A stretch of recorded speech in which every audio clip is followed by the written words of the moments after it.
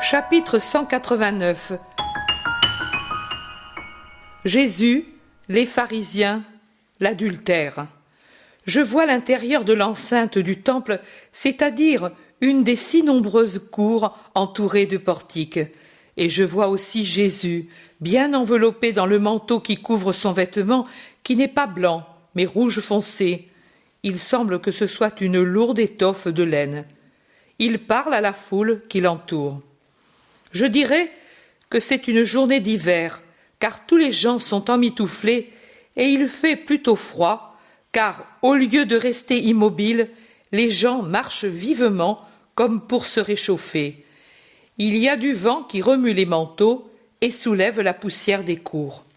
Le groupe qui se serre autour de Jésus, le seul qui reste en place alors que tous les autres autour de tel ou tel maître vont et viennent, s'ouvre pour laisser passer un détachement de scribes et de pharisiens gesticulants et plus que jamais venimeux. Ils giclent le venin par leurs regards, leur visage empourpré, leur bouche. Quels vipères! Plutôt qu'ils ne la conduisent, ils traînent une femme d'environ 30 ans, échevelée, les vêtements en désordre, comme une personne que l'on a maltraitée, et en larmes. Ils la jettent aux pieds de Jésus, comme un tas de chiffons ou une dépouille morte, et elle reste là, recroquevillée sur elle-même, le visage appuyé sur ses deux bras qui la cachent et lui font un coussin entre son visage et le sol. « Maître, cette femme a été prise en flagrant délit d'adultère. Son mari l'aimait, ne lui faisait manquer de rien. C'était la reine de sa maison, et elle l'a trahi, car c'est une pécheresse, une vicieuse, une ingrate, une profanatrice. C'est une adultère, et comme telle, doit être lapidée. Moïse l'a dit. Dans sa loi, il commande que de telles femmes soient lapidées comme des bêtes immondes.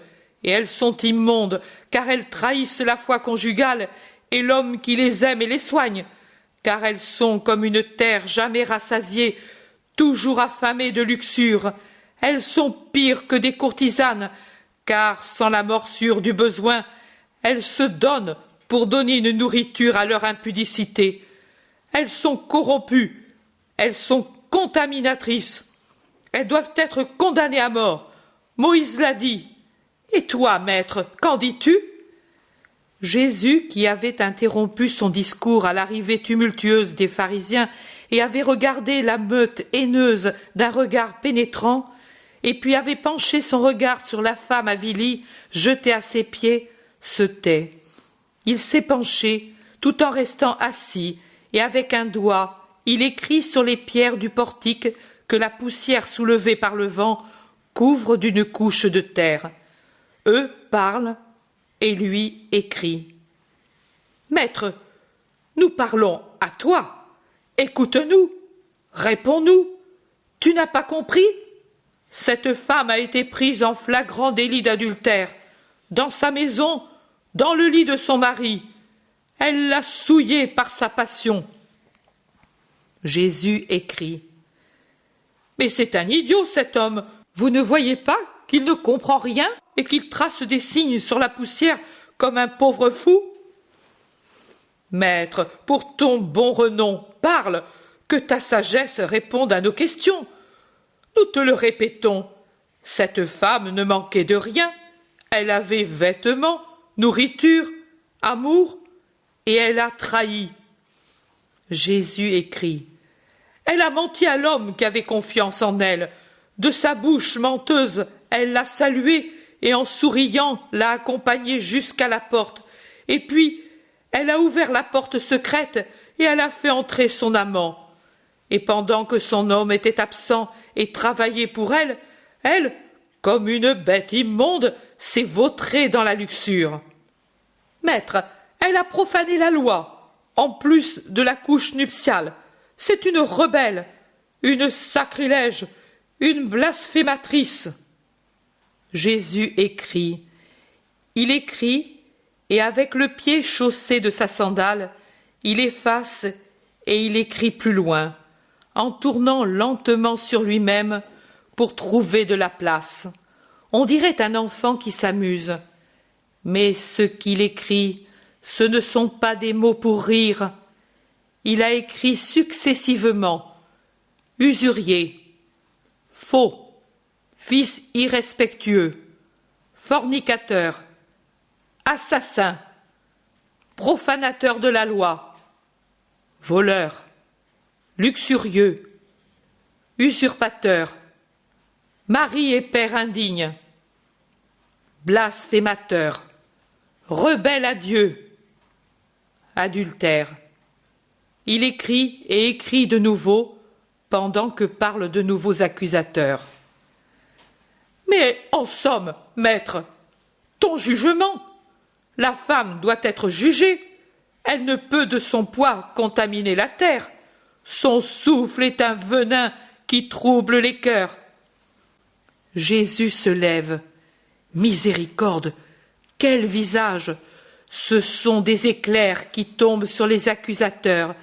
Il semble encore plus grand tant il redresse la tête. On dirait un roi sur son trône tant il est sévère et solennel.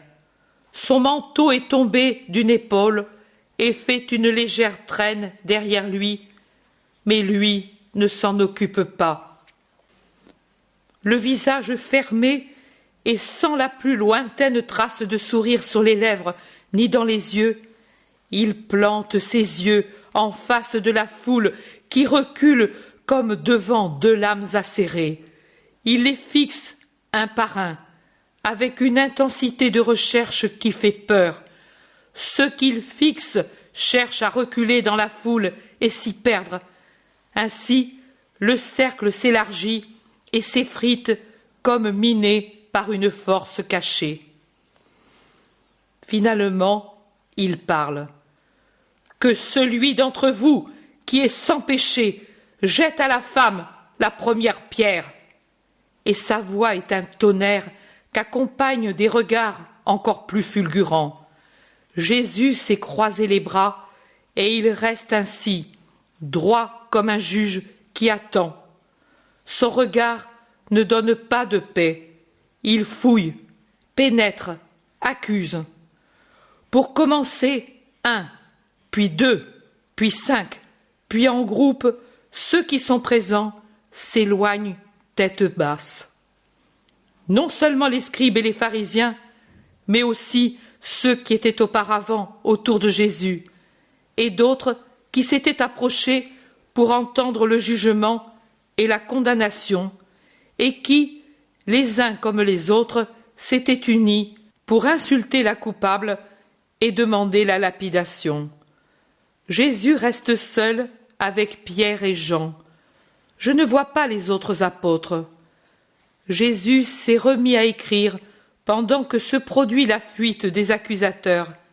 Et maintenant il écrit « Pharisiens, vipères, tombeaux de pourriture, menteurs, traîtres, ennemis de Dieu, insulteurs de son verbe. » Quand la cour tout entière s'est vidée et qu'un grand silence s'est fait, qu'il ne reste plus que le bruissement du vent et le bruit d'une fontaine dans un coin, Jésus lève la tête et regarde. Maintenant, son visage s'est apaisé. Il est attristé, mais n'est plus irrité. Il jette un coup d'œil à Pierre qui s'est légèrement éloigné pour s'appuyer à une colonne et à Jean qui, presque derrière Jésus, le regarde de son regard enamouré. Jésus a une ombre de sourire en regardant Pierre et un sourire plus vif en regardant Jean. Deux sourires différents. Puis, il regarde la femme encore prostrée et en larmes à ses pieds. Il l'observe, il se lève, réajuste son manteau comme s'il allait se mettre en route. Il fait signe aux deux apôtres de se diriger vers la sortie. Resté seul, il appelle la femme. « Femme, écoute-moi, regarde-moi. » Il répète son ordre car elle n'ose pas lever le visage. « Femme, nous sommes seuls. Regarde-moi. » La malheureuse lève un visage sur lequel les larmes et la poussière font un masque avilissant. Où sont, ô femmes, ceux qui t'accusaient? Jésus parle doucement, avec un sérieux plein de pitié. Il se tient le visage et le corps légèrement penchés vers la terre, vers cette misère, et ses yeux sont pleins d'une expression indulgente et rénovatrice. Personne ne t'a condamné? La femme, entre deux sanglots, répond: Personne, maître. Moi non plus, je ne vais pas te condamner. Va et ne pêche plus. Va chez toi et sache te faire pardonner par Dieu et par l'offensé. N'abuse pas de la bonté du Seigneur. Va. Il l'aide à se relever en la prenant par la main, mais il ne la bénit pas et ne lui donne pas la paix. Il la regarde s'éloigner, la tête basse et légèrement chancelante sous sa honte. Et puis, quand elle est disparue, il s'éloigne à son tour avec les deux disciples.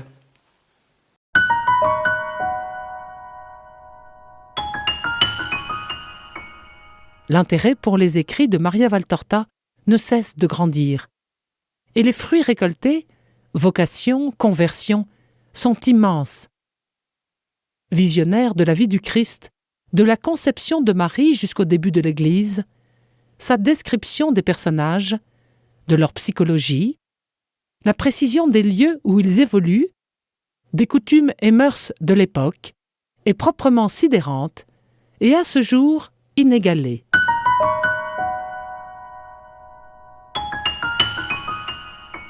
www.associationmariavaltorta.fr